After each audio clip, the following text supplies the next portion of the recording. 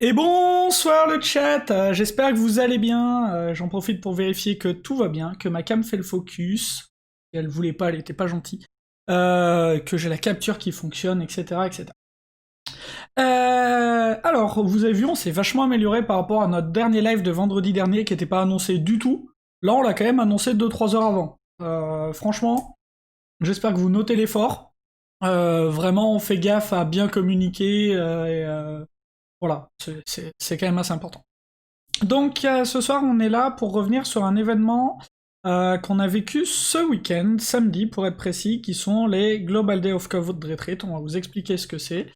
Et ce soir, du coup, je suis pas tout seul, je suis avec trois copains. Je vais vous laisser vous présenter. On va commencer par Séraphin, qu'on n'a jamais vu sur cette chaîne. Eh oui, bonjour à tous, je m'appelle Séraphin Andrieux, donc je travaille aussi chez Hippon en tant que développeur full stack et donc au quotidien je fais du Java et du Vue.js. Voilà pour moi. Ok, ben Maxime, du coup. Ok, donc moi je suis consultant développeur chez Ypon aussi depuis 2 mois seulement et je suis aussi sur du Java. Honteux. Moi, on m'a vu quelques fois sur le stream. Alors, moi, je suis plutôt sur du front, notamment du CSS. D'ailleurs, il va plutôt y avoir un live dans pas longtemps, je crois, c'est cette semaine, avec Jeudi. Mathieu, qui fait la partie 2, ouais.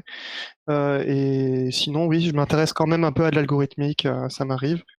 Et notamment à comment on fait des algorithmes comme il faut, avec des méthodes, etc. Alors je remets ma cam qui veut pas faire le focus. Voilà, Et ça toi, Colin, du coup, peut-être, non? Ouais, bah Colin, vous m'avez vu peut-être une fois ou deux sur cette chaîne la semaine dernière, et donc je suis développeur Java.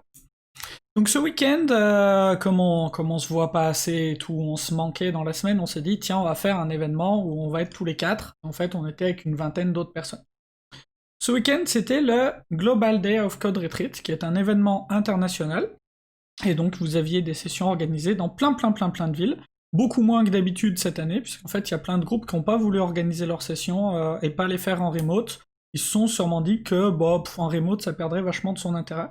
À Lyon, nous on a pris le parti avec le groupe des Crafters Lyon, rien à voir avec Hippon, de quand même l'organiser, de quand même le lancer. Et donc qu'est-ce que c'est cet event Un code retreat, en fait on va faire toute la journée le même exercice plusieurs fois, 5 ou 6 fois, sur des sessions d'1 heure avec 45 minutes de code, 15 minutes de rétro, et puis après on va refaire le même exercice, le même kata. Traditionnellement on le fait sur le jeu de la vie de Conway. Antos, tu peux drop peut-être un lien vers le jeu de la vie.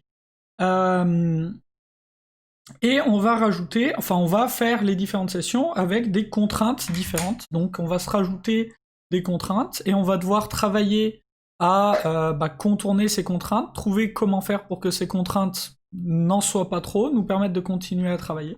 Et donc on a fait ça samedi. Donc moi en tant que facilitateur, j'étais organisateur, j'ai codé sur une seule session, mais sinon le reste du temps je codais pas. Et vous trois en tant que participants développeurs. Donc l'idée du live ce soir, c'est qu'on fasse un peu un retour sur ce Global Day of Code Retreat, qui était votre premier, je crois, Maxime et Séraphin. Oui. Ouais. Anto, toi, c'était ton quantième. Oh, je sais plus. Moi, c'est vrai que je viens un peu chaque année au Code Retreat. J'apprends toujours quelque chose, donc c'est cool. Je sais pas. Je saurais pas. Peut-être le troisième, on va dire. Moi, je crois que c'était mon quatrième, Ok. personnellement.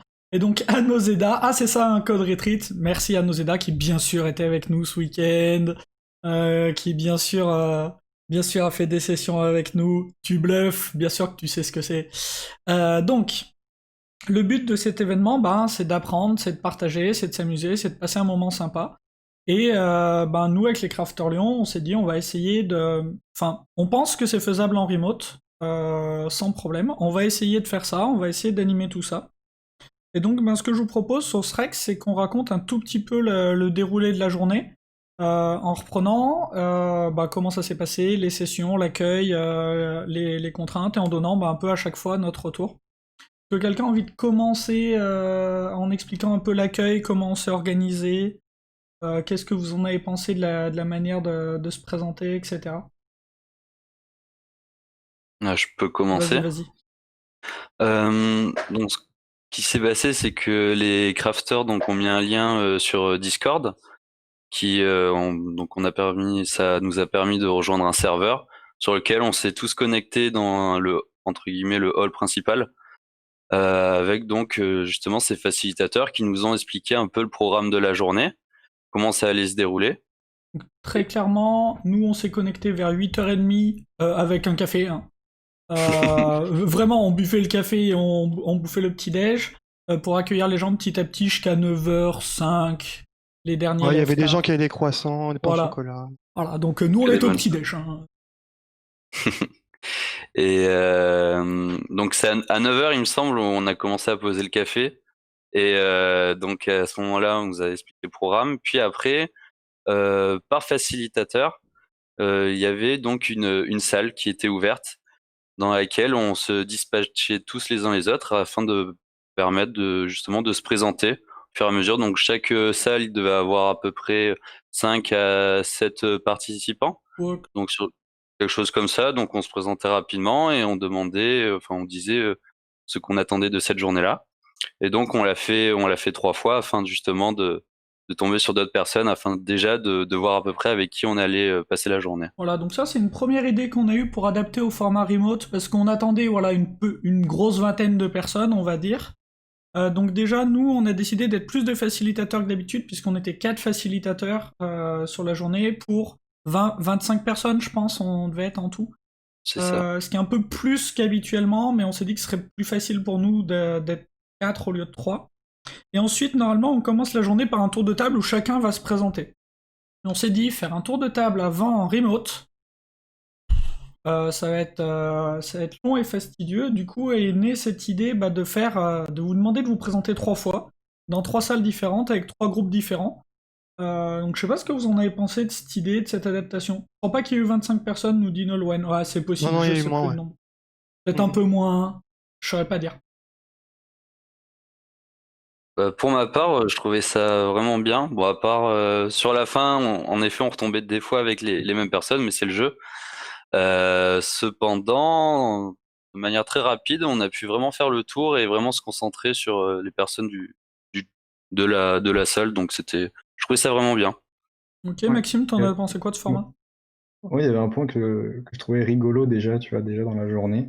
C'est que moi, il y a 2 choses qui m'ont plu. C'est que la première, c'est que les têtes, en fait, il y a pas mal de gens qu'on voit, qu'on connaît finalement de vue parce qu'on les croise en meet-up. Et là, de pouvoir en fait avoir des présentations un peu plus poussées, savoir ce qu'ils font, etc. Déjà, c'était cool. Et le deuxième point qui était très rigolo, c'était les objectifs qui différaient complètement entre les gens. C'est vrai. Ça, c'était assez sympa parce que du coup, il y avait des personnes qui voulaient progresser sur leurs langages principaux, donc surtout des juniors, je dirais. Après, tu avais des gens qui étaient là pour découvrir des techniques, par exemple, il y en avait des personnes qui étaient là pour découvrir le TDD par des gens qui en font, par exemple. Ou alors, il y en avait d'autres qui étaient là juste là pour se marrer et essayer de faire le défi avec tiens, je vais le faire en Fortran ou en COBOL ou en je sais pas quoi, pour rigoler, voilà. Et donc, du coup, c'était très très sympa de voir plein de profils différents, avec plein d'attentes différentes et qui voulaient juste avoir une occasion de passer une bonne journée, quoi. Donc c'était cool. Ok, Anto, toi, ce format-là, ces échanges? Moi, je trouvais que c'était sympa, mais c'est vrai que le fait que chacun bouge dans le salon, dans un autre salon, ça faisait que tu avais quand même pas mal de chances de pas croiser au moins une bonne partie des gens. Ouais, c'était volontaire. Et de recroiser beaucoup les mêmes personnes. Ouais. C'était volontaire. Pendant ce temps-là, on vous a demandé aussi de remplir un petit doc, histoire de savoir les prénoms et les environnements installés de chacun. La langue qu'on parle, quoi. Hein? La langue. Ouais, le langage et les environnements, les IDE que vous aviez disponibles. Oui, Arthur, on va y arriver, vous avez fait de l'assembleur. Il y a une forme de fierté à faire de l'assembleur. J'ai l'impression. Moi, des fois, je comprends pas, mais. J'ai l'impression, c'est un peu un achievement, je trouve. Je pense qu'il y a quelque chose qui s'est unlock. Il y a peut-être quelques règles qui sont difficiles, mais bon, on en parlera donc après, voilà, je pense. on commence la journée comme ça, donc ça, pour information, c'était entre 9h15 et 9h40. Globalement, qu'on a fait ces tours de table, ces 3 groupes, voilà, présentation, remplir un peu le fichier, qu'on sache qui fait quoi, etc. Donc moi, j'ai vu qu'un groupe, du coup, puisque je fais partie des 3 personnes qui sont restées dans la même salle. Je savais pas ce qui se passait dans les autres salles. Donc j'ai demandé un peu la même chose à tout le monde, un peu la même présentation. Je pense que chaque facilitateur a demandé des choses un peu différentes. Que vous avez fait des présentations un tout petit peu différentes dans chaque salle. Mais voilà. Du coup, après, on arrive, là, il est 9h40. Les 2 facilitateurs qui ont bossé, enfin celui qui a bossé et qui était là, parce que l'autre il était pas là le matin, il vous a présenté tout ça. Merci Nolwenn. Vous a présenté le sujet, la manière dont on allait, enfin ce que c'était ce jeu de la vie de Conway, ce que c'était ce kata traditionnel. Et puis après, dès 10h, première itération, sans contraint. Donc Maxime, Séraphin, pour vous c'était une découverte du kata. Ouais. Ah, tout à fait. Ouais. Comment vous l'avez vécu cette découverte? Alors, moi, moi, je l'ai vécu difficilement, mais c'était voulu en fait. Parce que je voulais le découvrir vraiment avec un de mes amis qui est aussi junior, et je voulais me casser les dents dessus dès le début, quoi. Et après, ça n'a pas loupé parce qu'on l'a pris vraiment du pire, enfin, on l'a pris vraiment dans le mauvais sens, et c'était vraiment hyper hardcore sur la première séance. On n'est pas allé très loin. Par contre, ça a eu le mérite de pouvoir nous montrer les difficultés de ce kata et de pouvoir bien s'imprégner des règles pour la première itération. Ah mais ton pote il est parti, on l'a jamais revu quoi. Ah bah après, oui. Non, mais après, c'était pas lié à ça. Non, Mais ok. Ok, donc ouais, pour toi, première session un peu hard. T'étais en trinôme, il me semble, sur la première session. Ouais. Et j'étais avec du coup Jimmy, Ouais. qui a plus d'expérience que nous, mais qui a voulu, je pense par trop de gentillesse, nous laisser partir dans notre direction, tu vois. Parce qu'à mon avis, dès la 2e minute, il devait se dire, faut peut-être pas aller par là, tu vois. Mais comme on avait l'air motivés tous les deux à se dire, bon allez, on y va, on va faire la grille en premier, etc. Et que c'était le pire bout par lequel y aller. Gentiment, il essayait de nous aider, mais il voulait pas trop nous orienter. Donc finalement, on s'est quand même bien mangé un mur. Mais c'était cool quand même, honnêtement. Il y a eu un moment, je crois qu'on était 2 facilitateurs dans votre groupe, donc moi j'étais en train de vous expliquer depuis 3 minutes que ça va être un peu compliqué. Là, il y a un autre facilitateur qui est arrivé, qui a regardé, il a expliqué la même chose, puis il a fait c'est peut-être ce que Colin est en train de vous dire. Oui, c'est ça. Ouais, complètement. Voilà. Ok. Mais pas trop frustrant non plus quand même cette première session, découverte du kata. Et au contraire, parce que justement, en se mangeant un mur direct, en fait, on se dit, c'est hyper motif pour la 2e itération, se dire, bon, c'est bon, j'ai fait n'importe quoi, j'ai noté plein de conseils qui sont arrivés, et la 2e itération, tu essaies de faire mieux, puis la 3e itération, tu essaies de faire encore mieux, même s'il y a des règles en plus, etc. Bon, on en reparlera sûrement après. Mais en fait, le fait de progresser tout au long de la journée, et de savoir que, en fait, tu sais qu'il faut pas faire comme ça parce que tu t'es déjà mangé le mur, quoi. Et pas parce qu'il y a quelqu'un qui est dans un autre groupe qui a plus d'expérience que toi qui t'explique qu'il faut y aller comme ça. Donc j'ai quand même malgré tout trouvé ça cool. Et vu que c'était que 40 minutes, t'as pas perdu ton temps, tu vois. Non. Donc non, moi j'ai trouvé ça très très bien, au contraire motivant. Et c'est vrai ce que dit Nolwenn, sur la première itération de découverte, on a demandé aux gens expérimentés, même ceux qui étaient venus pour faire des langages et des trucs à la con, on leur a demandé de se dispatcher un peu et d'avoir, pour les gens dont c'était la première fois, de se mettre avec quelqu'un d'expérimenté. Alors on connaissait pas tous les expérimentés, puisque en fait il y a que 2 groupes en France qui l'ont organisé cette année, alors que habituellement il y en a beaucoup plus. Et du coup, il y a quelques personnes d'autres groupes, quelques habitués d'autres groupes qui sont venus au nôtre, parce qu'ils avaient quand même envie de faire la session. Et je crois bien qu'il y a que 2 groupes, et on devait être les seuls à inscrire sur coderetreat.org. Donc voilà, on a vu des nouvelles têtes. Et Séraphin, du coup, cette première session, comment tu l'as vécue? Je l'ai très bien vécu aussi. Donc c'était une première session, premier kata, premier pair programming avec quelqu'un que je connaissais absolument pas, même en dehors du travail. Et qui avait une connexion de merde, toi, je crois, pour ta première session. C'est vrai, au début je le disais pas trop, mais je disais essaye d'enlever la caméra ou quoi. Mais non, ça s'est très bien passé. Finalement, on s'est de suite vite entendu. Ça m'a permis aussi de voir qu'est-ce qu'était un kata. Donc finalement, moi, je me faisais une montagne d'un kata, mais en fait, c'est tout simplement un exercice en soi. Et aussi, ça m'a permis de bien comprendre en fait le jeu de la vie. Je connaissais pas du tout l'exercice, et donc cette première phase m'a permis donc de me familiariser avec les règles, ce qui m'a beaucoup aidé pour les autres les autres itérations où on avait des contraintes. Et de plus, j'ai pu faire une autre approche que celle que je faisais habituellement. Moi, j'avais par mon quotidien une approche plus orientée objet. Et donc là, c'était une approche plus fonctionnelle, chose que je faisais pas au quotidien. Et donc, ça m'a ouvert à autre chose et ça fait du bien aussi de voir autre chose. Ok, et Anto, cette première itération? Moi, j'ai fait la première itération avec quelqu'un qui était un peu moins expérimenté. On l'a fait en TypeScript sur mon IDEA. On n'a pas fini le kata, mais c'est pas très grave. Mais bon, après, je connaissais déjà un peu le format du code retreat, donc je pense que c'était bien, ouais, pour effectivement de pas avoir de contraintes dès la première itération. Je pense que c'est toujours bien pour pas justement se perdre et visualiser le kata. Et voir justement tous les biais que tu peux avoir à ne pas mettre de contraintes. Et nous, du coup, en tant que facilitateur, cette première itération, ça nous a permis de voir si ça marchait, si ça marchait pas, notre histoire, pour qui ça allait, pour qui ça allait pas. Plus ça va, plus on fait des sessions en remote avec les crafters, plus essayez pas les outils de sharing de code en remote. Ça ne marche pas. Partagez vos écrans. Et point. Tous ceux qui ont essayé de faire autre chose que partager leurs écrans ou partager leur code avec des push et des get, et des pulls sur un git, ils ont perdu leur session. Sur 45 minutes de session, ils en ont passé 10 à coder et 35 à essayer de faire marcher l'outil. Sincèrement, vous êtes avec quelqu'un que vous connaissez pas, partagez votre écran, ça marche. C'est con à dire, mais voilà, on le savait. C'est quelque chose qu'on a confirmé aussi, nous, sur la première itération. Ok, donc on fait cette première itération, on fait les retours, donc le petit quart d'heure traditionnel. Et là, on avait ajouté, comme c'était en remote, un 10 minutes de pause entre chaque session, qui a permis à certaines personnes de fixer des problèmes qu'ils avaient avec leur Discord ou des choses comme ça, à d'autres d'aller faire une petite pause, de se refaire couler un café, voilà. On a rajouté ces 10 minutes de pause, normalement on enchaîne sur la journée, mais là voilà, on a mis 10 minutes en plus. Donc c'est-à-dire qu'en fait, on fait 45 minutes de code, 15 minutes de rétro, 10 minutes de pause. Donc on a 25 minutes où on code plus pour se remettre tranquillou sur la session d'après. C'est peut-être un peu plus fatigant aussi en remote, je pense. Première itération, pas de contrainte. Deuxième itération, donc après ce qu'on a imaginé aussi, nous, cette année, toutes les itérations, on avait 2 contraintes, après la première. Une contrainte obligatoire, fallait la faire, et une contrainte optionnelle. Ceux qui voulaient pouvaient la prendre.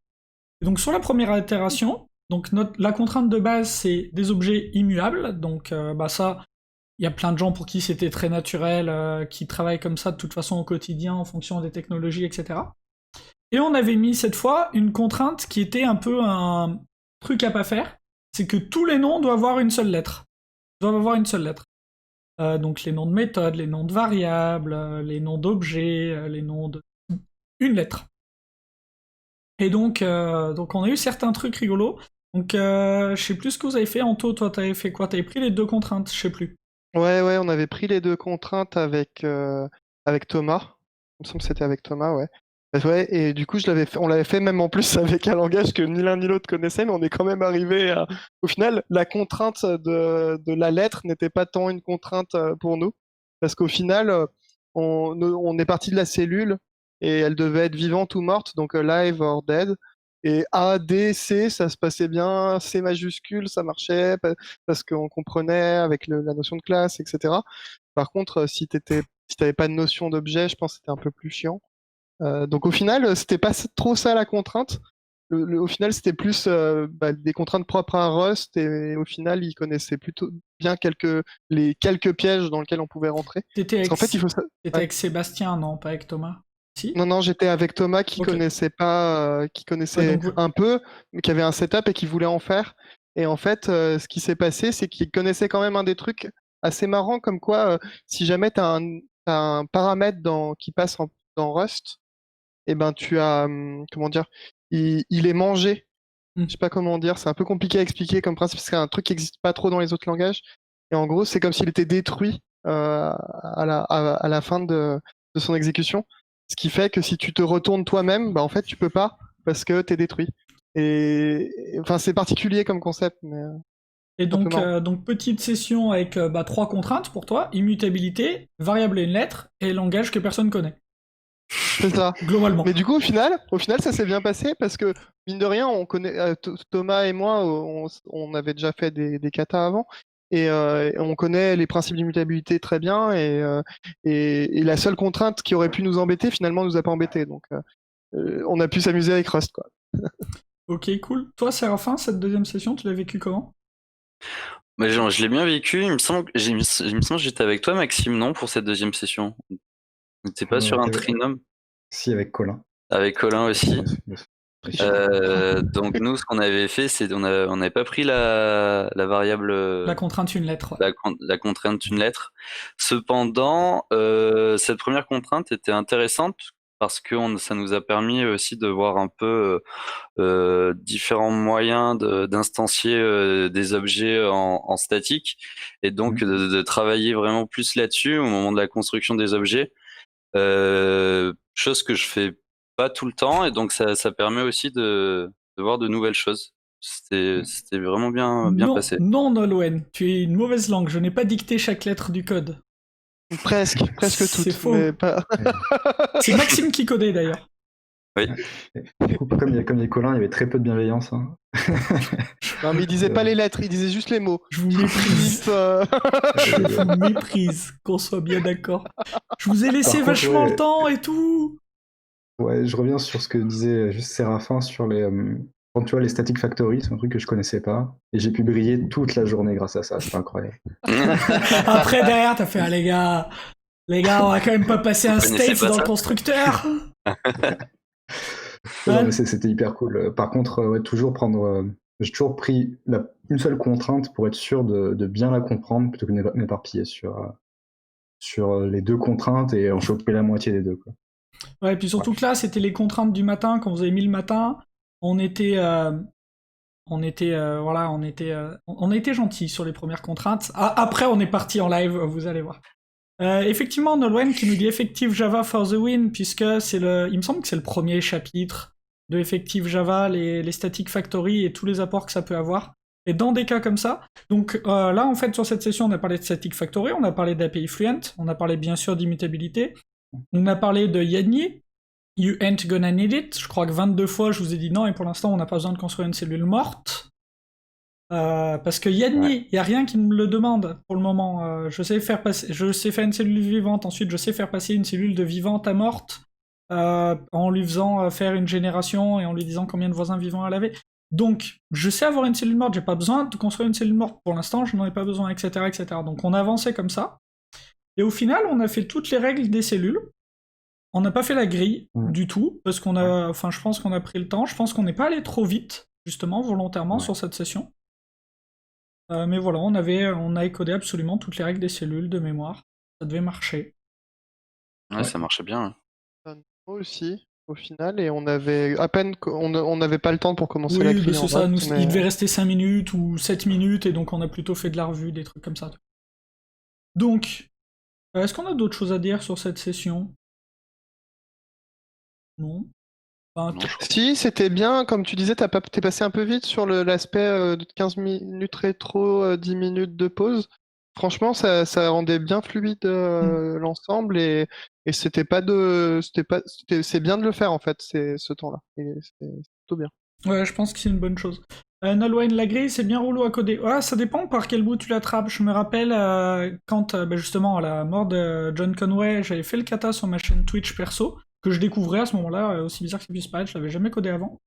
Et selon l'approche, en fait, ça peut se faire assez bien. Franchement, des moments, le parcours de grille. En gros, moi, je l'avais codé en représentant une grille uniquement par ses cellules vivantes.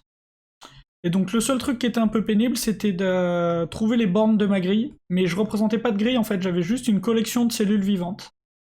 Et du coup, ça se faisait très très bien comme ça. Alors j'ai jamais essayé en codant la grille en premier, je crois, parce que je l'ai fait qu'une fois au final, ce kata, en entier. T'étais pas, juste une question comme ça, t'étais pas emmerdé si tu voulais faire apparaître une cellule d'une cellule morte à une vivante, si tu connais pas... Aucun problème, parce que la position était dans ma cellule. Ouais, mais du coup, tu codais aucune cellule morte. Si, j'en codais, mais d'accord, ok. Au départ, j'en avais pas. D'accord, mais parce que si t'en as pas, tu peux pas enfin, Mm. tu vas être embêté pour les rendre vivantes. Mais Mais ouais, voilà, ok. j'ai pas vraiment de grille. Enfin, ma grille, c'est une liste à plat de cellules que je connais. Et toutes celles que je connais pas, elles sont mortes. Ok. C'était ça le plus. Mais Mais tu les parcours quand même, quoi. oui, oui. Ouais, ok. Ok. Donc la pause déj. À ce moment-là, midi 10, 1h30, pause déj. Quand certains sont restés un peu sur le chat à raconter des conneries, ou pas des conneries d'ailleurs, on a eu un débat intéressant, midi et 2, c'était quoi? J'y étais pas. On n'a pas parlé de chiffrage, d'estimation et d'engagement à ce moment-là. Si, Voilà. on a parlé ce genre de choses sur le fait, en fait, moi je disais par exemple par rapport à que j'aimais bien utiliser XP au quotidien, les choses d'XP, et le seul truc que dans XP que j'utilise peu, voire pas, ça dépend du contexte, c'était l'aspect planning game. Et c'est quand on a parlé du planning game que suite à ça qu'on a dit que peut-être que les estimations c'était pas forcément quelque chose d'obligatoire, etc. Si à Noseda, il y a un moment, ça a trollé sur Lombok, mais c'est peut-être plus le Oui. soir, ça, non? Je sais plus. Non, non, ça a trollé plein de fois sur Ouais, Longback, dans mais il y la a des moments journée. où t'étais pas là aussi. Ça a dû arriver. Oui, bah, c'est des moments, moi je suis parti aussi, je suis allé AFK un peu. J'étais assez fatigué. Bref, donc on a fait ce déj. Ceux qui voulaient prendre leur déj tranquillou dans leur coin l'ont fait. Ceux qui voulaient rester blaguer, raconter des conneries l'ont fait. Ceux qui voulaient voir, voilà, il n'y a pas d'heure pour troller sur Lombok, Nolwenn, mais t'as tellement raison. Ceux qui voulaient, voilà, donc on a fait ça. Un peu chacun faisait un peu comme il voulait, mais à 13h30, tout le monde était là. Et on a pu lancer la quatrième itération avec une paire de contraintes, cette fois peut-être un peu plus ambitieuse, on va dire. Ouais. Puisque la Alors, un première petit peu. contrainte était pas de vidéo, l'idée étant que il y a qu'une des deux personnes qui pouvait voir le code à un instant donné. Pas encore le TCR, pas encore, c'est après. Pas de vidéo. Donc celle-là, on s'était dit, ça va être terrible. Donc pas de partage d'écran, pas de partage de code, pas de machin. Enfin, il y a qu'une personne qui voit le code, l'autre ne l'a jamais. Et la contrainte bonus, c'était en anglais. Donc pour complexifier un peu la communication. Et ben Maxime, tiens, comment t'as vécu cette session? Eh bien, c'était plutôt cool. D'autant que là j'étais avec quelqu'un que je connaissais pas. Donc, c'était Anono, son pseudo, qui était vraiment hyper bienveillant et surtout avec qui on a pu trouver, je pense, un langage commun ou encore on n'a pas trop galéré à communiquer. Tu vois, je m'attendais à ce que ce soit pire que ça parce que globalement, ce genre d'exercice, c'est très compliqué de décrire. Moi, j'étais encore au clavier. Je pense que j'étais au clavier la plupart des fois, quoi. Et donc, du coup, bien comprendre ce que lui veut faire en termes métier, c'est ça qui est important en fait. C'est qu'est-ce qu'il veut faire en termes métier pour qu'après l'implémenter et essayer de lui faire un retour avec juste les infos qui vont lui permettre de comprendre sans le polluer avec tiens, j'ai tapé ça comme ligne de code parce que ça, au bout d'un moment, bah, ça marchera plus quoi. Et puis, donc du coup, moi j'ai trouvé cet exercice hyper rigolo, honnêtement. Et par contre, il était fatigant de vouloir à chaque fois tout bien décrire, demander à reformuler, demander à refaire. Mais c'était plutôt cool, on a avancé pas mal. Et au final, ce que j'ai aimé, c'est que 5 minutes avant, on a montré le code. Tu vois, genre, il y a un facilitateur qui est venu, il fait bon, bah maintenant, vous allez pouvoir voir le code. Et en fait, il n'y a pas eu de choc en mode oh mon dieu, qu'est-ce que c'est, etc. Donc là, j'étais content. Et- mais du coup, après, il m'a filé quand même pas mal de conseils. Ah, je l'avais vu un petit peu différemment et tout, tu vois. Et du coup, bah, moi, j'ai trouvé ça vraiment super. Fatigant, mais vraiment cool. Ok, c'est Séraphin? Ouais, je rejoins Maxime. Moi aussi, j'étais pilote, donc c'était la première fois de la journée où j'ai pris le clavier. Et j'ai essayé de me mettre donc à la place de mon coéquipier en me disant il faut que j'explique au mieux ce que je suis en train de faire. Donc c'est quelque chose aussi que j'ai pas l'habitude de faire parce que normalement en pair on partage l'écran donc on communique, mais le fait qu'il voit le code, il y a une compréhension qui se fait beaucoup plus rapide. Là, fallait bien que je choisisse bien mes mots, que je dise bien bah alors on va faire ça. Du coup, on se mettait vraiment d'accord sur comment le faire. Pas en termes de code parce que sinon on allait perdre vraiment trop de temps à expliquer vraiment en parlant code, mais plutôt en parlant métier. Et donc vraiment d'expliquer étape à étape ce que j'étais en train de faire, ce qu'on faisait, qu'on se mette vraiment bien d'accord sur la règle qu'on voulait mettre en place et la logique qu'il y avait derrière.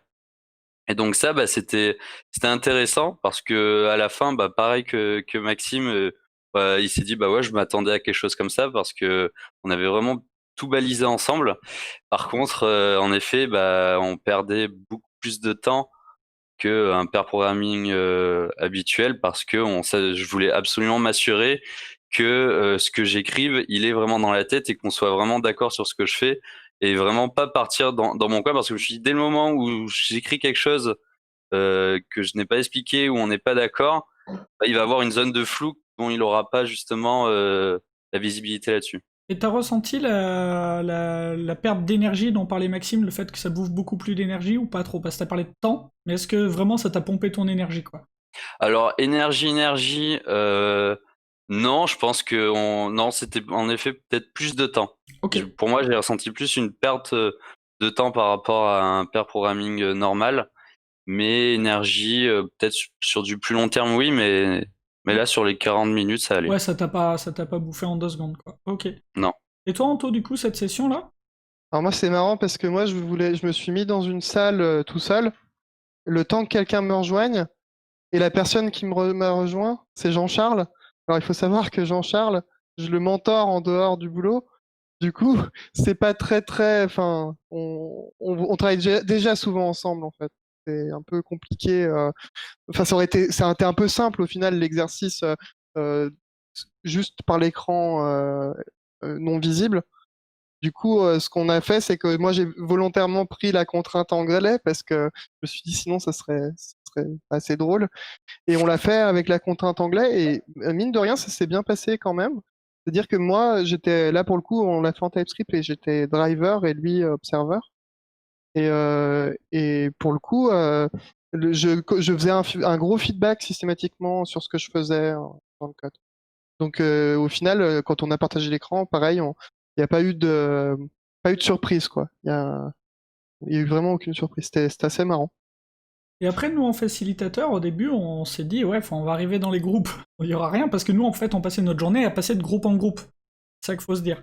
Et donc là, comme il n'y a plus de partage, plus rien de visuel, on va arriver dans les groupes et voilà. Et en fait, on arrivait bien à savoir où vous en étiez, ce que vous étiez en train de faire, les problèmes que vous pouviez rencontrer. Je pense qu'on arrivait même à vous donner des conseils, des trucs, à vous dire où vous en étiez. On a vu des stratégies très différentes par groupe. Ah oui, sur la journée, comme on était 4 facilitateurs, on a chacun fait une session où on codait. Enfin, Nolwenn, ouais, t'as dû en faire une. Bon, moi j'en ai fait une, c'est sûr. Flo en a fait une, justement, c'était celle-là. Et il me semble que Lucas en a fait une aussi. Voilà, chacun on s'est accordé une session où on était participant et plus facilitateur. Mais on arrivait quand même bien à suivre, quand même bien à raconter des trucs et à aider aux besoins et à échanger sur différentes choses. Donc c'était quand même intéressant. Puis c'était rigolo. Ouais, t'as fait le TC. Ah oui, non, oui. Ok, t'as fait la prochaine. La session de l'enfer. On y arrive, on y arrive. Celle qui a choqué tout le monde. Euh, Mais ouais, très. C'était. Moi, j'aime beaucoup cette contrainte. Pour l'avoir déjà animé en présentiel, en fait, je demande aux gens de se tourner le dos ou d'être derrière l'écran, etc. Je la trouve vraiment très très bien parce qu'on voit que juste en communiquant, en fait, ça se fait assez bien. Juste en expliquant, je suis en train de faire ça, de faire ça, de faire ça, on arrive vraiment à savoir où on en est. Et il y a même des groupes qui l'ont fait où la personne qui voyait pas le code ne connaissait pas le langage. Il y a des groupes où la personne qui dirigeait connaissait pas du tout le langage et ça s'est très bien passé. Il n'y avait pas de problème, ils arrivaient bien à diriger, ils arrivaient bien à savoir où ils en étaient. Donc la personne au clavier était maître du langage, c'était le Smart Input Device. Même ces sessions-là, voilà, ça je trouve que c'est super intéressant comme session de dire est-ce que j'arrive à diriger quelqu'un sans connaître son langage? Et oui, ça s'est très bien passé. Donc bon, on fait la session, on fait le retour, on fait les 10 minutes de pause. Et là, on arrive sur l'itération, on avait déconné sur les contraintes. Là, le drame. Complètement déconné. TCR, effectivement, dont parle Nolwenn, c'est Test, Commit or Revert. C'est-à-dire que on lance les tests, si les tests sont verts, on commit, s'ils sont rouges, on revert. Et quand on fait ça en kata, c'est 2 minutes. C'est-à-dire que si au bout de 2 minutes, on n'a pas commit, on revert. Ouais. Donc des steps de 2 minutes. Ouais. Vas-y, pardon. Non, je disais, sachant que normalement, le vrai TCR, c'est pas du TDD.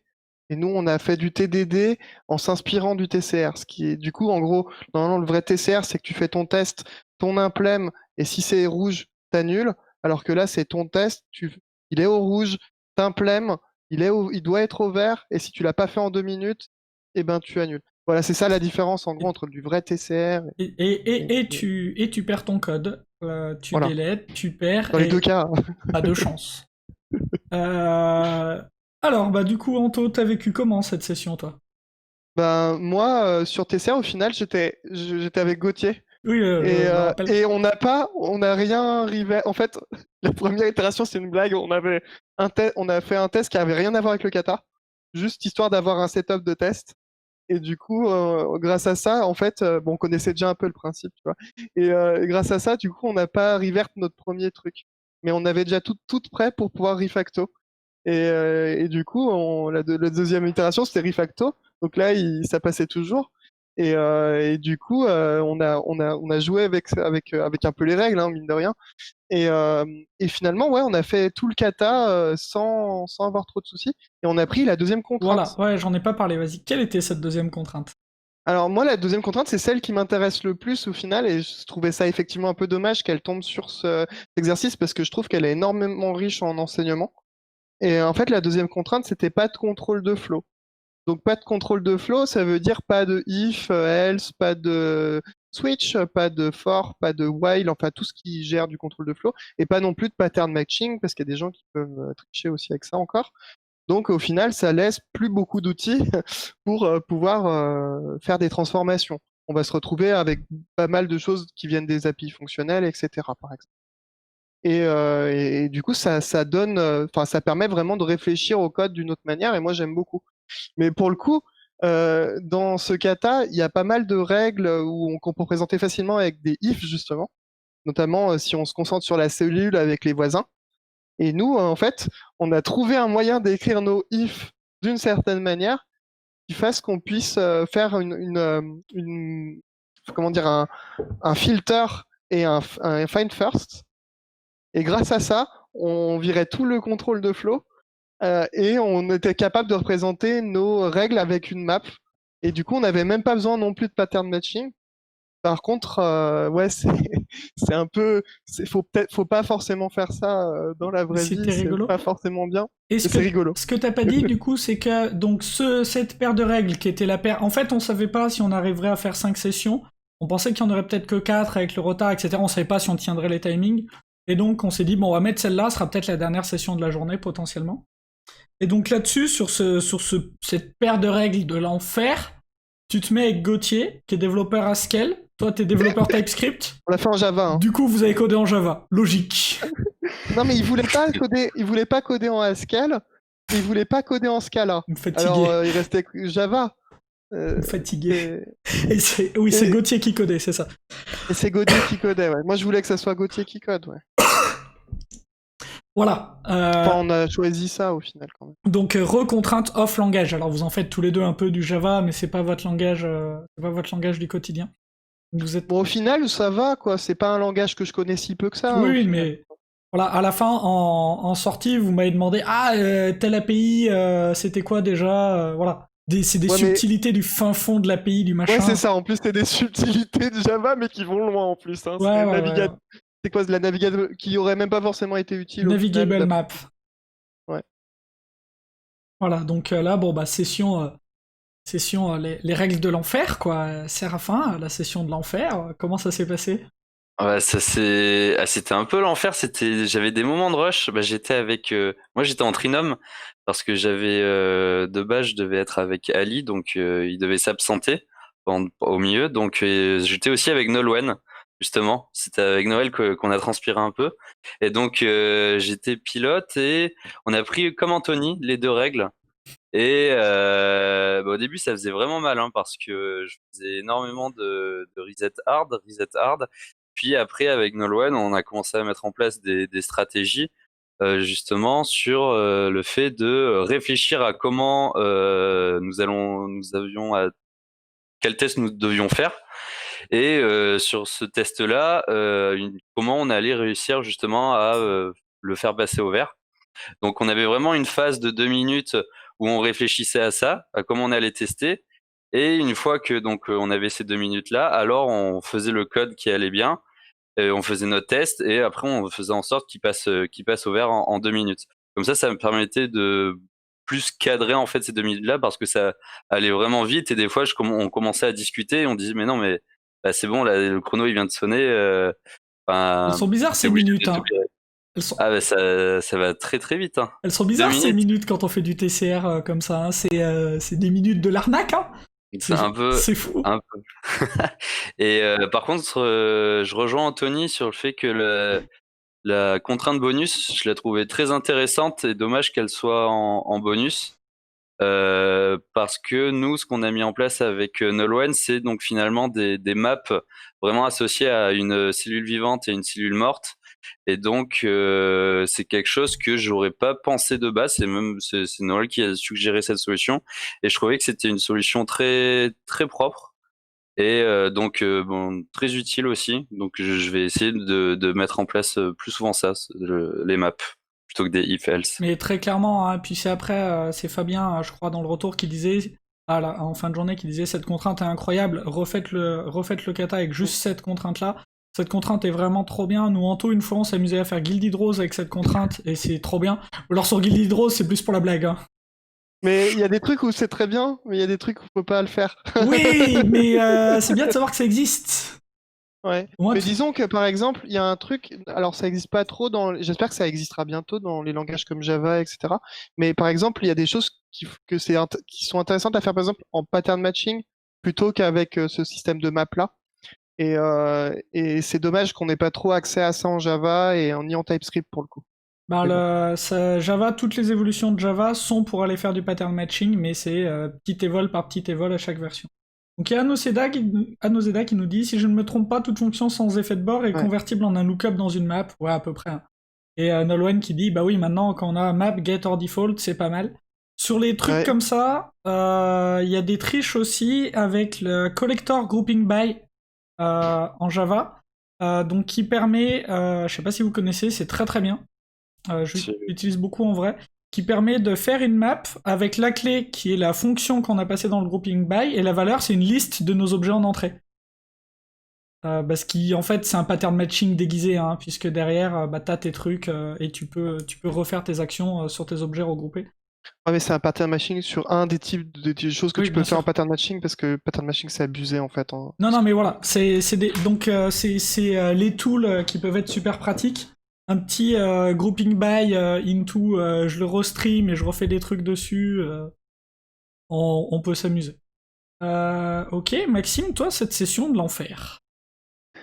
Alors, sans surprise, il y a du code qui a été jeté, hein, on va pas se mentir. Ne mentons pas, du code est mort. Il y a eu du reset hard, on a Oh vraiment joué le non. jeu pour le jeu. Ah, T'as si, une si. larme là qui coule. Non, ça va. En vrai, ça s'est bien passé. Moi, j'étais avec Arthur, du coup, qui lui aussi connaissait le Java, donc ça, c'était plutôt cool. Et donc, après, ce qui était rigolo, c'est l'évolution au travers de la session, en fait. C'est ça qui était cool. C'est-à-dire qu'au début, disons que la variable d'ajustement, c'était ma vitesse de frappe, tu vois. Mais à un moment, ça passe plus, tu vois. Il y a un moment où tu vas un peu Arrêtez-vous. plus loin et donc juste ça marche plus, quoi. Donc tu resets une fois ou deux. Et en fait, là, je reviens à ce qu'avait dit Séraphin juste avant. Parce qu'en fait, à force de jeter du code, genre une fois, deux fois, etc., ce qu'on s'est dit, c'est qu'on allait sacrifier les 2 minutes, c'est-à-dire, pas sacrifier, mais c'est-à-dire qu'on allait rien produire pendant 1 minute 30 ou 2 minutes, parce que on venait de faire louper un test, par exemple. On s'est dit, bon, allez, on se pose et on va regarder comment est-ce qu'on va réfléchir à comment on va faire un petit test, plus petit, implémenté, et comment on va le faire passer. Il y a Nozeda qui dit c'est parce que tu tapais pas assez vite dans le chat. Ouais, Bon, bah après, ouais, tu es méchant, Après, Nozeda. Tu es méchant. Après, ils disent. Nous, on le prend, c'est j'avais bien. tout donné, tu m'aurais vu. Mec, il a fini, Enfin- il s'était cassé 3 phalanges. Terrible. Terrible. C'est ça. Et donc au final, l'évolution était très très cool. Après, si j'avais dit que la session d'avant m'avait fatigué, celle-là c'est la 4e fois que j'étais au clavier dans la journée. Clairement, à la sortie de celle-là, j'en pouvais plus, quoi. J'étais malgré tout content du résultat qu'on avait fait, parce que là aussi, on avait codé quasiment tout ce qu'il y avait dans les cellules, individuellement, leur comportement. Donc plutôt cool, sachant qu'on avait jeté pas mal de code. Donc ça veut dire quand même il y avait une marge de progression. Et après, c'était ce moment-là où je me suis dit, comparé au matin, la première session, où genre on avait réussi à rien, enfin moi j'avais réussi à rien faire, c'était vraiment cassage de gueule complètement. En fait là, ça fait déjà 3 fois qu'on avait refait l'exercice. Et même avec des contraintes un peu vénères, on était quand même allé plus loin, on avait reappris des trucs. Et c'était, en plus, honnêtement, je trouvais ça très rigolo comme exercice, même si on était dégoûté, le reset hard, etc., tu vois, tu rigoles bien, et franchement, c'était cool. Moi, pareil, j'ai beaucoup aimé celui-là. C'est vrai que ça donnait un petit peu d'adrénaline. T'as ce moment de putain. Ah ouais, c'est Ouais. clair. Par contre, de l'appréhension, parce qu'à la sortie de celui-là, je me suis dit, vas-y, je suis cramé, j'en peux plus, il en reste un, et c'est crescendo depuis ce matin, quoi. Ah ouais, c'est clair. Ouais, celui-là, donc Nozeda s'excuse en disant qu'il avait cassé son environnement. Non mais on connaît c'est- hein, ces excuses pour pas coder. On a C'est compris. facile. On les a tous utilisés en code retreat. Ah, c'est cassé, pas de chance. Mince alors. Donc cette session a fait du mal aux troupes. Je suis vieux. Fait du mal à beaucoup de gens. Ouais, elle a été douloureuse. Et même ceux qui avaient pris qu'une contrainte. Alors ceux qui avaient pris les deux, ils sont sortis de là. Il y en a d'autres, ils ont sauté celle. Il y en a certains qui ont sauté la session d'après, hein, en mode ouais, laissez-moi là. Je reviens faire la rétro à la fin. Donc on savait, hein. On savait qu'on avait déconné. On en était parfaitement conscient, mais ça nous a un peu marré, un petit côté sadique. Donc on sort de là. Donc on fait la rétro, on vous demande si vous voulez faire une dernière session ou si on s'arrête. Donc à ce moment-là, il devait être... il était quoi? Il était 15h40. Ouais. 15h40, donc là vous dites non, go pour la dernière. Il y en a qui veulent faire la dernière. Et donc, il y a quand même des gens un peu dans l'appréhension qui disent on peut savoir les contraintes avant pour choisir, parce que là, bon, on commence à comprendre. Si c'est cumuler toutes les contraintes de la journée en une seule fois, ça va bien aller. Donc non, la dernière, on avait mis des contraintes beaucoup plus cool. C'était les contraintes d'objets calisthéniques. Si tu peux drop un lien. Et donc, en obligatoire, c'était pas de primitive et pas plus de 2 paramètres. Et le facultatif, c'était faire toutes les contraintes de calisthénique. Donc c'est quand même, par rapport à ce que vous veniez de faire, franchement, extrêmement tranquille. Mais il y a quand même un groupe qui a dit ouais, moi j'ai pas envie, j'ai envie de le faire en assembleur. Qui veut le faire en assembleur avec moi? Donc il y a 2 personnes qui y sont allées, ils ont dit oh trop bien, faisons le jeu de la vie en assembleur, ça m'a l'air d'être une très bonne idée, avec des tests unitaires en C et un watch, enfin bref, quelqu'un qui avait un setup tout bien fait pour faire des tests unitaires en C, qui avait du watch et qui avait de quoi faire de l'assembleur. Donc ça c'est un groupe qui est pas là, hein, c'est pour ça que je me permets de le présenter. Et après, ben tiens Séraphin, comment tu l'as vécu toi cette dernière session? T'étais avec qui? Tu faisais quoi? Alors je me souviens plus de son prénom, il me semble que j'étais avec Romain. Peut-être que je me trompe, mais donc j'étais celui qui était au clavier, je me souviens plus sur ses pilotes. Pas grave. Ouais. Et ben ça s'est bien passé. J'ai utilisé donc une autre méthode, encore une fois, c'était la 5e fois que je faisais l'exercice, et donc pour justement mettre en place toute la logique métier donc des cellules, on a encore utilisé une nouvelle méthode, donc cette fois avec des classes abstraites avec une vivante et une morte après, qui héritaient donc de la cellule. Et donc c'était encore une fois intéressant, on a contourné le problème pour utiliser donc les contraintes. Et on est même allé jusqu'à faire la grille en mettant en place des coordonnées. Donc bien sûr, il y a eu ce problème-là au début donc de pas utiliser les primitives, mais que une fois qu'on encapsulait tout cela bien donc dans des objets, ça passait vraiment très très bien. Donc ça a permis un peu de redescendre la pression de l'itération de l'enfer qui était juste avant, et donc finir la journée sur une belle itération. C'était sympa. Tranquille. Ok, Anto, cette itération là en calisthénique? Alors moi du coup, on l'a fait à 3. Et on l'a pas fait en orienté objet. Et d'ailleurs c'est marrant parce que les objets calistiques c'est plutôt fait pour orienter objet, hein, on le voit bien. Et pour le coup, ben, c'était pas tant un problème en fonctionnel, sauf pour, par exemple, la représentation des enums en TypeScript, où là, on pouvait tricher avec les nombres, mais on a choisi de pas le faire, parce que finalement, c'est une primitive cachée, quoi. Et on a choisi de gérer autrement la précédence, et au final, c'est bien passé. C'était un peu plus long parce qu'il fallait faire plus de cas de test. pour gérer la précédence, mais sinon tout va bien. T'étais en TypeScript. Et du coup, j'étais en TypeScript, on l'a fait entièrement fonctionnel, c'est bien passé, on a respecté toutes les règles du calisthenics pour le coup.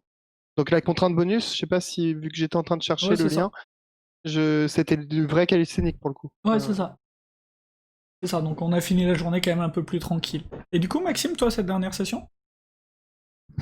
Bah, du coup, moi, c'était la seule session du coup, que j'ai fait que j'étais pas au clavier, donc ça m'a reposé, honnêtement, c'était plutôt cool. Et pareil, c'était là aussi la seule session où j'ai pas fait ça en Java. J'étais avec Jean-Charles qui était sur du TypeScript. Voilà. Et donc, c'était cool d'avoir une session un peu plus chill, tu vois, pour la dernière, quoi. C'est-à-dire d'y aller un peu plus tranquille avec et en voyant autre chose. Donc, pour moi, ça me convenait vraiment, vraiment bien. C'est de changer de rôle, de voir un autre langage, voir encore une fois une nouvelle façon de faire, tu vois. Et avec moins de contraintes, donc plutôt cool. Vraiment cool. Voilà, et donc on savait aussi que la session serait plus cool parce que c'était un peu la session bonus. Et on s'est dit que si on vous la mettait, on n'allait pas vous mettre un enfer de contraintes impossibles, un truc qui cassait trop la tête. Donc on finit, on fait la rétro de la dernière session et la rétro de la journée. Et du coup, je vous propose de refaire votre rétro de cette journée avec un tout petit peu de repos par-dessus. Est-ce que vous avez appris des choses? Est-ce qu'il y a des choses qui ont déjà fait écho, on va dire, auxquelles vous avez déjà réfléchi, qui commencent à faire leur chemin un peu? Qui a envie de commencer? Vous battez pas. Bah, je peux y aller, hein. Vas-y, vas-y. Alors rétro de cette journée, j'ai été très content de la faire cette journée. L'ambiance générale était vraiment top. Déjà, je tiens à le dire parce que moi, je m'attendais à ce que ce soit quand même quelque chose peut-être un peu plus sérieux, pas scolaire, mais très très cadré. Et puis T'es jamais finalement, venu, on déconnait. t'étais Non, jamais c'était venu la au première crafter fois. en fait, de base. Non, non, jamais. J'avais fait une présentation, donc qu'est-ce qu'était le TDD au quotidien, il me semble, et puis agréablement surpris, donc Non, c'était vraiment génial. sérieux, c'est pas l'ambiance, hein. Non, c'est. Ah Voilà. ouais, bah non, bah c'est top. C'est à la cool, c'est tout le temps à la cool, c'est tout le temps déconne, c'est tout le temps à l'arrache. Quand on fait des présentations de bouquins, l'autre fois il y a un mec, il est venu, il avait fait des slides, on s'est demandé ce qui s'était passé, tu vois. Enfin, nous c'était je viens de trouver ça là, voilà, je vais vous le présenter. C'est vraiment plus ça l'ambiance, plus tu viens avec ton PC, tu codes, y a pas de, voilà, c'est à la cool. Non, puis tu vois, il y a des gens comme Colin, donc c'est bienveillant. Donc, Non, je te vois, il y a des gens qui font que c'est bienveillant. Mais ouais, enfin, on essaye de faire des events vraiment à la cool, vraiment accessibles, vraiment ouverts, vraiment faciles, quoi. Enfin, on n'est pas là pour bosser. En plus, c'est un samedi, on est en fin de semaine, on est tous claqués. Bien sûr qu'on est là pour déconner, raconter des conneries et faire les idiots sur des trucs, certes, qui font sûrement rire que nous. Parce que j'imagine que si vous allez voir vos moitiés, vous dites ah les fous, ils ont fait une session en assembleur, c'est vraiment des gueudins et tout. Et on fait oui, oui, oui. Voilà. Mais voilà. Ah mais Ok. je confirme, c'était vraiment top. Après, par rapport à mes attentes,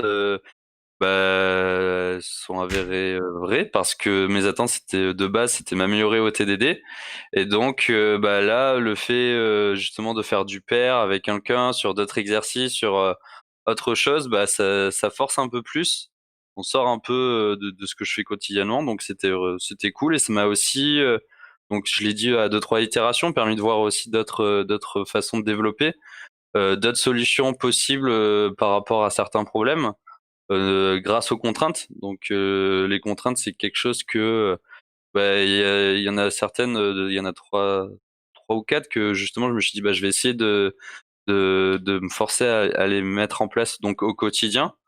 Peut-être pas de manière aussi stricte, mais commencer vraiment à y penser, me dire je vais essayer de mettre ça en place parce que on l'a dit à chaque rétro d'itération, c'était quelque chose qui était vraiment utile. Donc t'as choisi tout à une seule lettre, pas regarder l'écran, parler en anglais et TCR, c'est ça? C'est exactement les autres. C'est ça alors. Mais oui, c'est l'idée, c'est clairement l'idée. Et donc non, je suis vraiment très content d'avoir pu participer et j'ai hâte de la prochaine. Ok, mais ouais, déjà ouais, t'as appris des trucs déjà sur la journée. Je pense que ça Mmh, peut t'ouvrir des réflexions, déjà même à court terme. Et tu verras, mmh, là, ne serait-ce que ce que vous avez tous observé dans la journée, refaire un kata, faire et refaire un kata, À chaque fois, on apprend des choses. Ouais, c'est le même exercice. Ouais, c'est le même truc. Ouais, il est pas bien compliqué. Et pourtant, on apprend des choses. Vous l'avez fait 5 fois dans la journée avec 5 personnes différentes. À chaque fois, vous avez appris des trucs. Vous avez eu des approches différentes. Donc un kata, c'est fait pour être refait. Faire une seule fois un kata, ça n'a pas vraiment de sens. Faut refaire. Exactement. Et puis le fait d'être avec d'autres personnes qui ont une autre approche aussi, ça apporte énormément, je trouve. Ok. Un autre tour? Qui veut? Maxime, Anto. Vas-y, ouais. Mais, du coup, franchement, c'était le feu, quoi. C'était vraiment trop bien. Pour le coup, moi, j'avais fait qu'un seul coding dojo dans ma vie avant. Et du coup, j'ai retrouvé un peu cette ambiance que j'avais eue la première fois, c'est-à-dire que c'était surtout rencontrer plein de gens passionnés qui sont là pour passer un bon moment, c'est aussi pour apprendre, etc. Donc moi, j'ai trouvé ça cool parce que mon objectif, c'était d'apprendre, ok, mais c'était surtout de rencontrer d'autres gens, en fait, avec qui tu peux discuter, avec qui tu t'es bien marré, avec qui ça s'est bien passé. Et même, tu vois, tu ressors de là, en fait, ce que je trouve cool, c'est que t'es remonté à bloc, en fait, tu vois. C'est que tu ressors de là, t'as encore plus envie de coder, t'as encore plus envie d'y aller. Moi, c'est déjà prévu que je le refasse avec Chéri de Code, du coup, mon pote qui était là le matin. On est reparti pour se les refaire, quoi. Et du coup, c'est trop bien, quoi. C'est surtout que tu prends vraiment un boost de motivation et t'es hyper content quand tu ressors. Bon, moi, j'étais fatigué surtout, mais t'es très content. C'est normal. Voilà. Et voilà, juste pour dire que j'ai mis 5 sur 5 alors que ça commençait à 9h du matin un samedi. Donc voilà, beaucoup ça, apprécié. c'est un problème pour beaucoup de personnes, j'ai l'impression. Le 9h 9h du le matin, samedi. samedi. Ouais, mais c'est un débat vaste. Donc il y a Nolwenn qui nous dit TCR ça pique, mais le concept car l'idée derrière c'est d'être capable de pousser en prod à chaque commit. Ouais, l'idée de TCR c'est ça. C'est vrai, ouais. Anoseda qui me dit, donc quand tu disais c'est cool et tout, il dit tout à fait d'accord, avec les boucles de 10 minutes, il y a moyen que je pérennise la pratique. Et Nolwenn qui nous dit je tape n'importe comment. Certes. Grand bien te fasse. Ok, donc ouais, quand même un bilan, même si c'est épuisant, même voilà, si c'est chaud, très positif sur la journée. Ouais, carrément.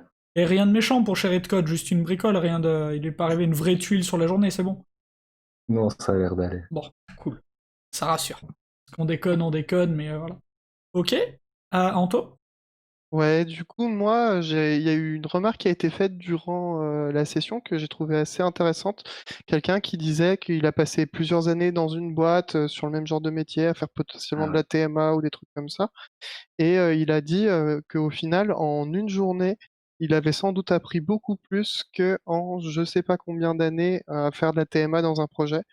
Moi, je suis assez d'accord avec ça parce que je trouve que l'exercice cette journée de code retreat est sans doute une des plus formatrices que je peux retrouver aujourd'hui pour savoir comment coder avec des bonnes approches et comment se poser des questions aussi quand tu codes.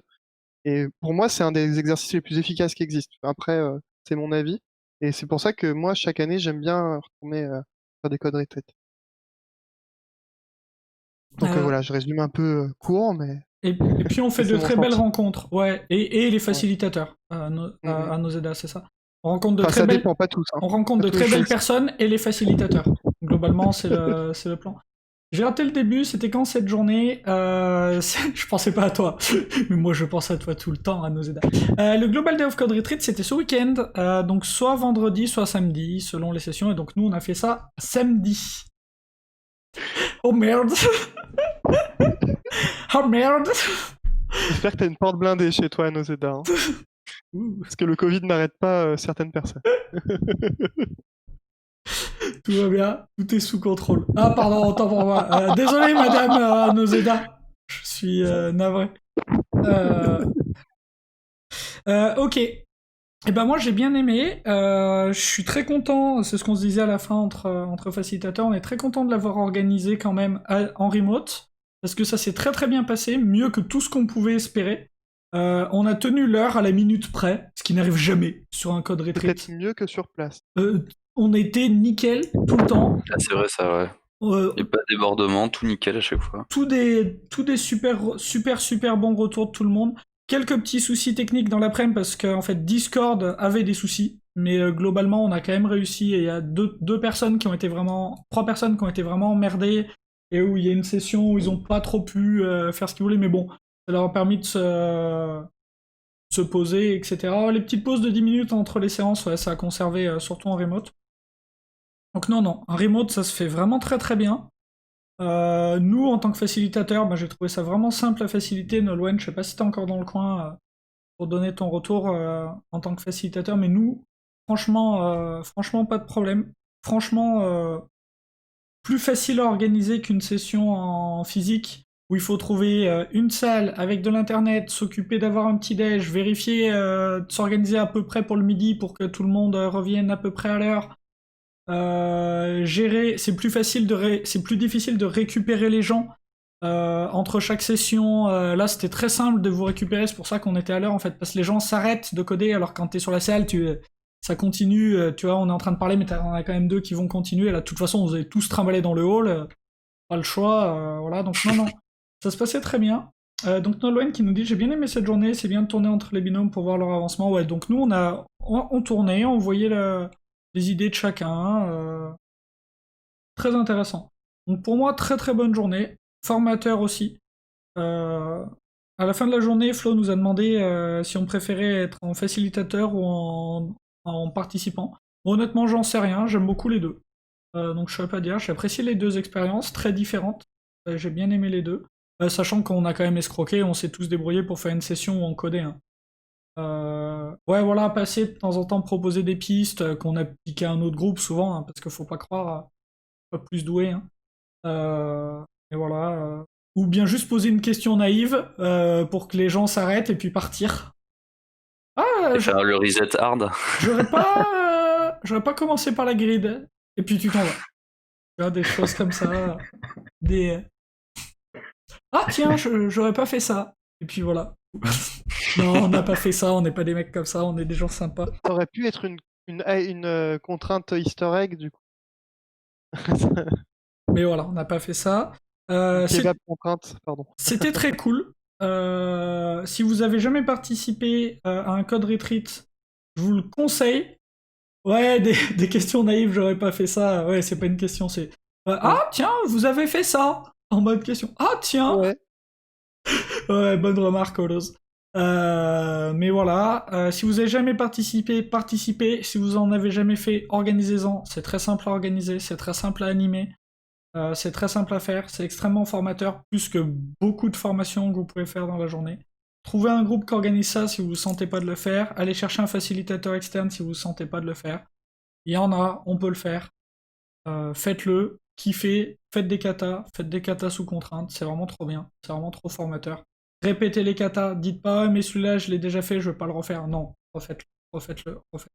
Avec des gens différents, avec des contraintes différentes. Vous verrez tellement plus d'autres choses, c'est là tout l'intérêt des. Est-ce que vous avez des mots de la fin? Non, on est bon? Mais bon. On est bon? Fin, merci à nos aides. Eh bien Faut les écoutez, manger, hein, la fin. il nous reste à donner le planning, parce que cette fois on a un planning. Jeudi 12, 19h, 21h, Atomic Design in Real Life Part 2. Est-ce que tu veux nous en dire deux mots, Anthony? Ouais, en fait, on a fait une première partie où on est en train de fabriquer ce qu'on appelle une pattern library. Donc, on a expliqué tout ça dans la dernière session. Et l'idée, c'est de fabriquer en gros le style d'un site web et de savoir comment on l'organise en composants, etc. Et du coup, on explique un peu ça à travers des méthodes comme Atomic Design et on le fabrique pour de vrai, c'est-à-dire on fabrique vraiment des composants. Donc en montrant comment on ferait au quotidien. Donc c'est avec Mathieu qui fait ça. Et on ne sait pas combien de sessions il y aura, il peut y en avoir plein, donc on verra jusqu'où on va. Et lundi 16, 18h, 19h30, H2G2. Tu peux nous expliquer ça, Anthony? Alors en fait, on a appelé avec Léa le kata H2G2 parce qu'en fait le kata existant c'est le kata Potter. Sauf qu'en fait, dans le kata Potter, on parle de faire des promotions, de calculer des promotions. En gros, le prix pour d'un ensemble de bouquins, en tenant le compte au mieux des promotions, pour trouver le prix le plus faible au final. Et pour calculer cette meilleure promotion, le kata part sur 5 bouquins. Sauf que Harry Potter est une série qui a malheureusement aujourd'hui 7 bouquins, alors qu'à l'époque, il n'y en avait que 5. Du coup, on l'a appelé H2G2 parce que H2G2, c'est une trilogie en 5 volumes. Voilà, donc nous on l'a au quotidien. Non, mais c'est vraiment. Je sais C'est pas vraiment. Non, mais si, je rigole pas. si vous imaginez, mais nous non plus on rigole pas, Anthony, c'est bien ça Ah, le mais problème. quand je dis une trilogie en 5 volumes, c'est pas une blague, c'est vraiment dans le titre de Aucun l'intégrale. problème, on a compris. Mais voilà, donc nous on l'a au quotidien, Rentable. et voilà, si vous voulez nous soutenir, parce que là on en a besoin, n'hésitez pas à suivre cette chaîne, à vous abonner au calendrier de la chaîne, des fois on met les trucs dessus, à vous abonner à nos groupes Meetup des différentes villes, des fois on annonce les lives, des fois c'est 2 heures avant.